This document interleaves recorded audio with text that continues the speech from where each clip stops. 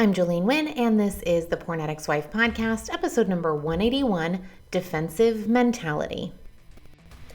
Hello, my lady. If you have a spouse that is struggling with a pornography problem, then you are in the right place. My name is Jolene Wynn, and I am a life coach, a member of the LDS faith, and the wife of a former porn addict. And in this podcast, I am going to teach you how to change the way that you are affected by your husband's choices. We can't change him, but what we can do is change the way that you respond when he makes the decisions that he does. I'm going to teach you how to manage your brain, how to process all of the emotions that seem so overwhelming to you so that you can finally live a life where you aren't living in fear of triggers and relapses. And by learning how to manage your mind and process your emotions, you are no longer going to be running on an emotional roller coaster, but you are going to start feeling so much more in control of your life no matter what your husband is doing. And I'm going to teach you all of that on this podcast. I can't wait to get started with you, and I'm so glad that you are here. I promise you, you're in the right place. Hello, my ladies. How are you? I hope you guys had a great weekend. It's almost Halloween. I am a little amazed that it has come so quickly. It doesn't really feel like Halloween yet here. We had a big uptick in the temperature, and I'm not happy about it. Ladies, it was been like 80, 83, and I really want it to go down, but no worries, because on Halloween day, it is supposed to drop 20 degrees, and I'm very excited about this. I know not all of you guys agree with me, but 60 degrees is my favorite weather, and so I'm very excited that it's going to be cooler, because I'm really tired of taking my kids trick-or-treating and just like sweating to death the entire time. It is not my favorite thing, but it's going to cool off. It's going to be amazing. I'm very excited about it. We have almost finished soccer season, which means I almost have my Saturdays back. It would have been the end. This weekend was supposed to be the last of all the games, but a couple of my kids earlier this season, their games got rained out, and so they rescheduled them, which my kids are very excited for. I love watching my kids play soccer. I played soccer all growing up and all through high school, and I loved it so much. So it's really fun to see my kids play, but I am a little bit done with having 3 soccer games every Saturday.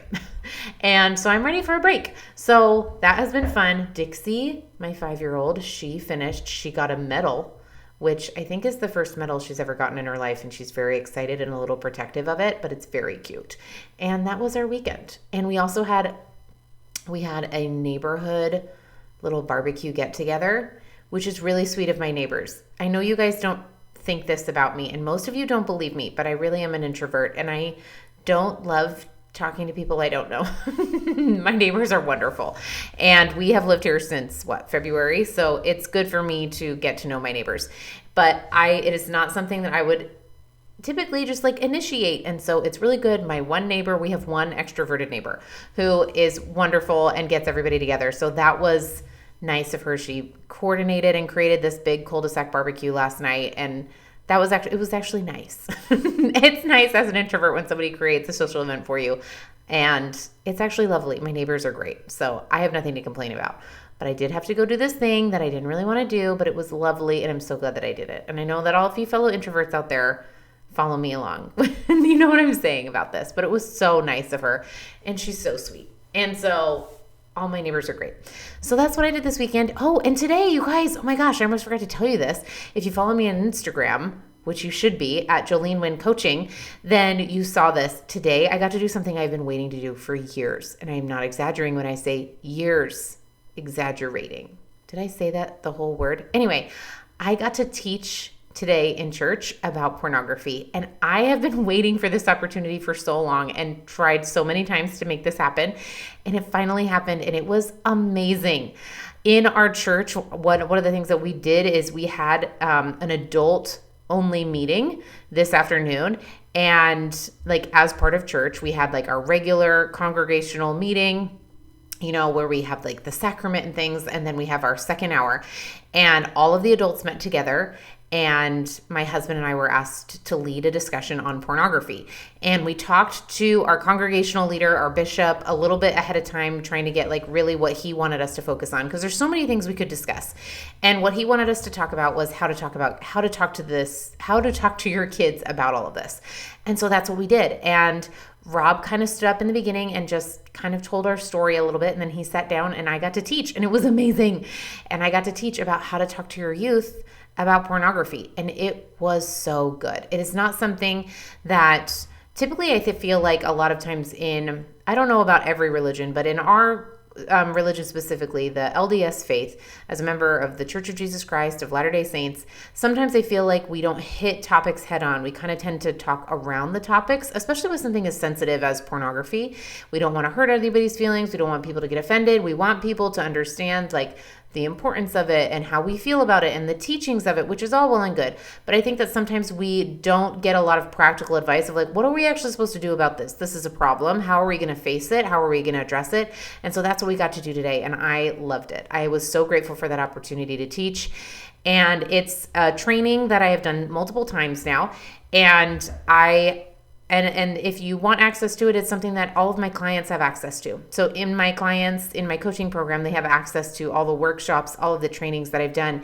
And this is one that they have. So if you want access to that, you can come join my program. It's in there and it is absolutely worth it. It is such a good training and gives you real hands-on practical knowledge of what pornography is, what to do when you see it, how to teach youth and children about it, and how to avoid getting in that shame cycle, how to help kids understand that pornography is bad, but also understand that the way that they're responding is okay, right? If their body responds, if you have a biological response to pornography, that actually isn't a bad thing. And helping kids understand that dichotomy, that contrast of if your body responds that way, you're not a bad person.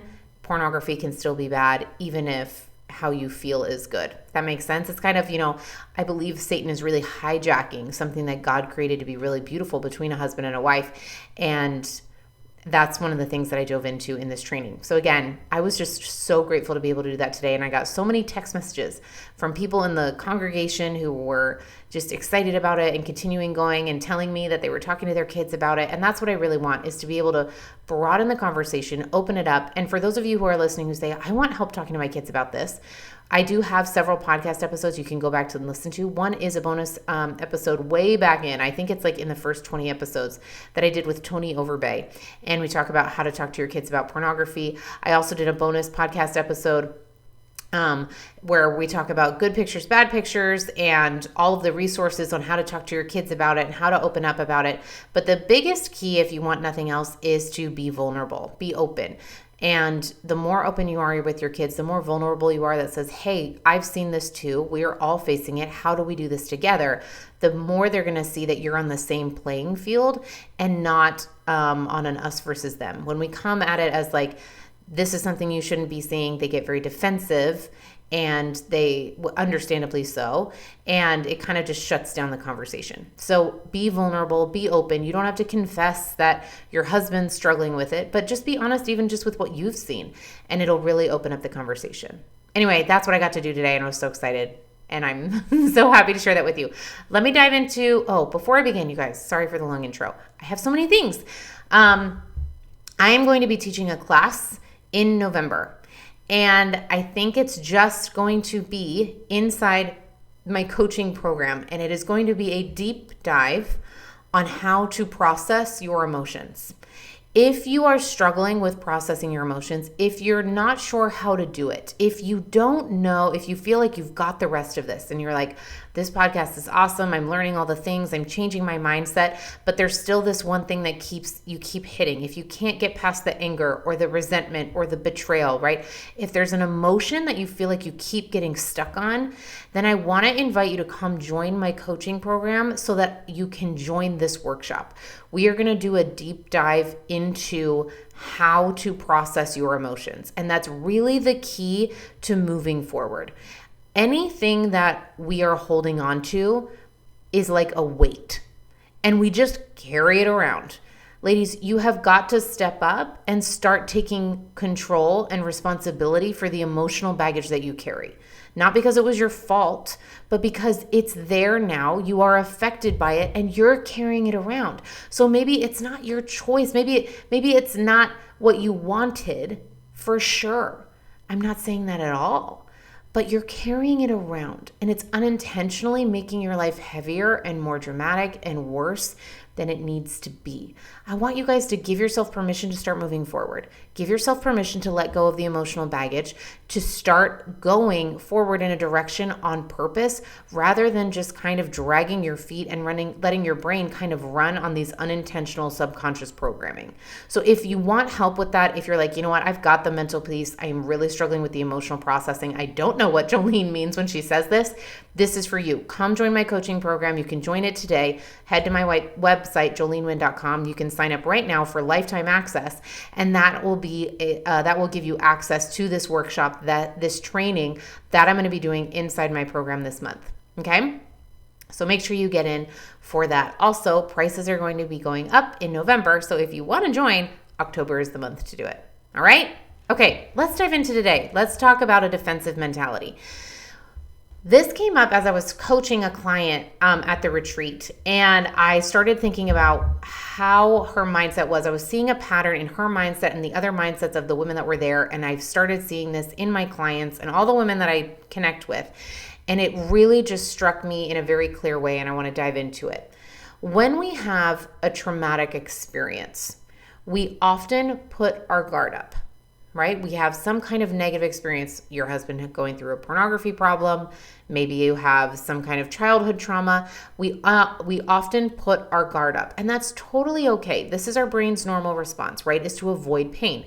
However, when we are not conscious of it, then we will start to see things as a threat that weren't a threat before.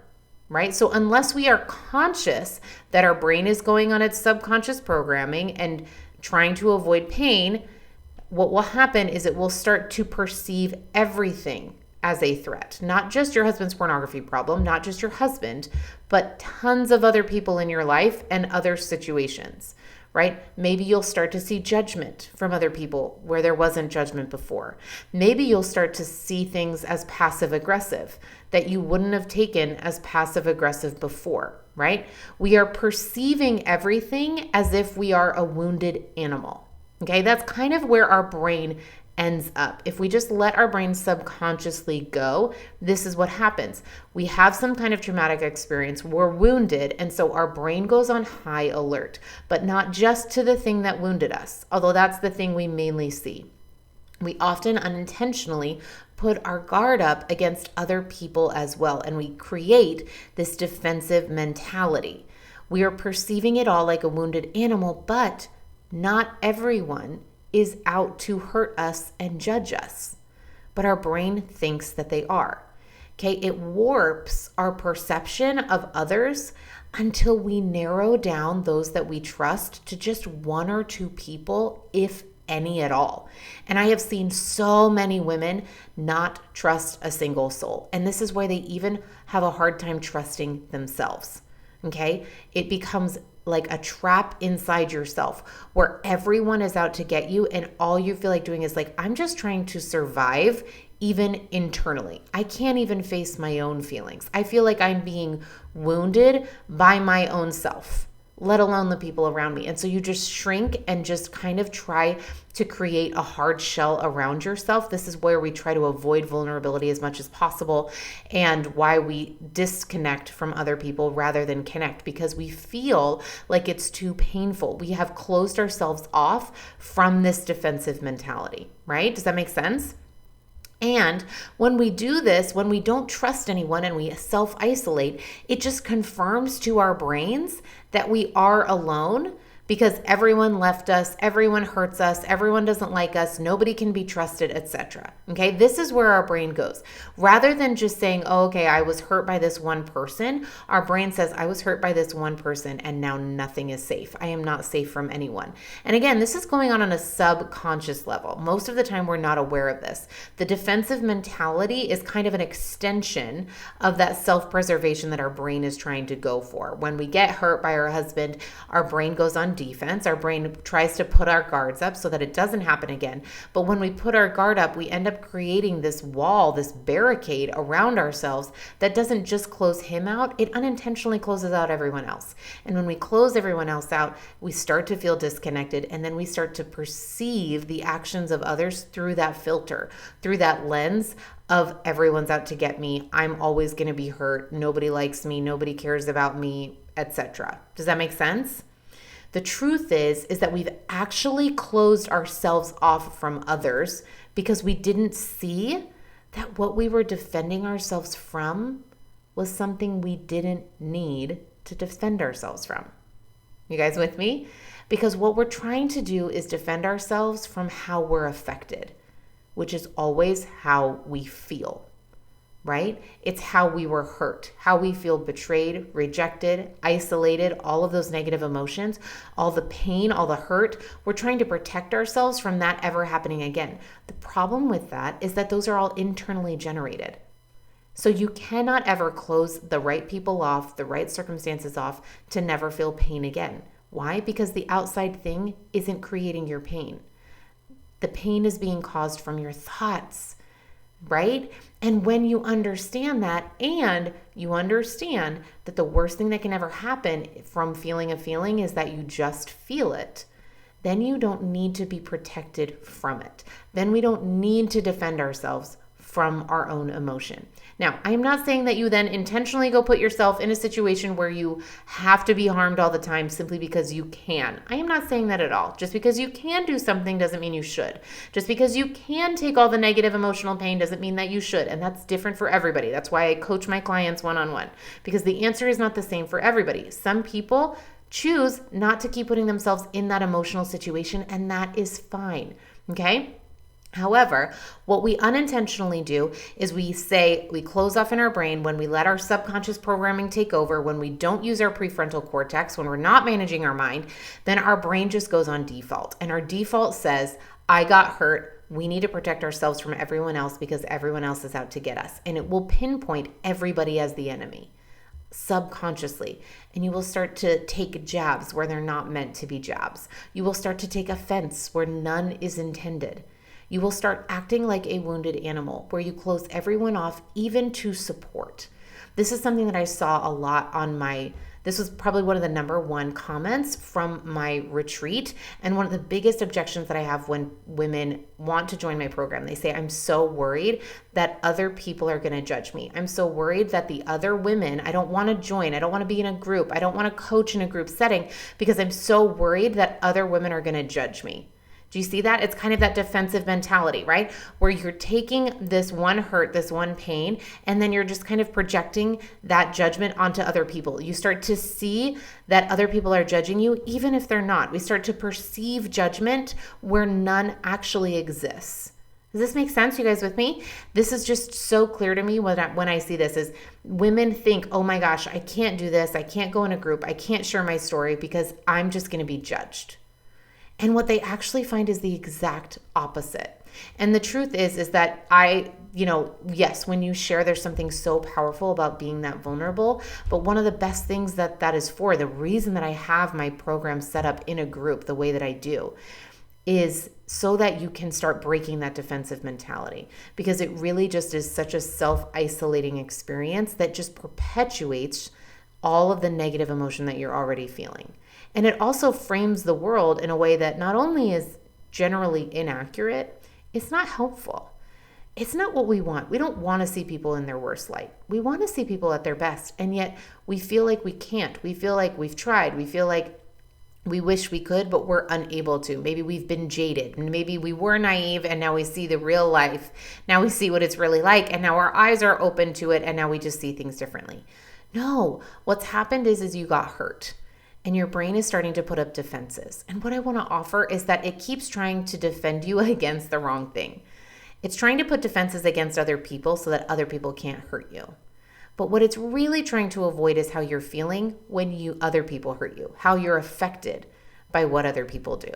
And the way that you're affected is by how you feel. And once you master feeling your feelings, then it's not something you need to defend yourself from in the same way. You don't need to close everyone off. Maybe you still set boundaries And that's a beautiful thing.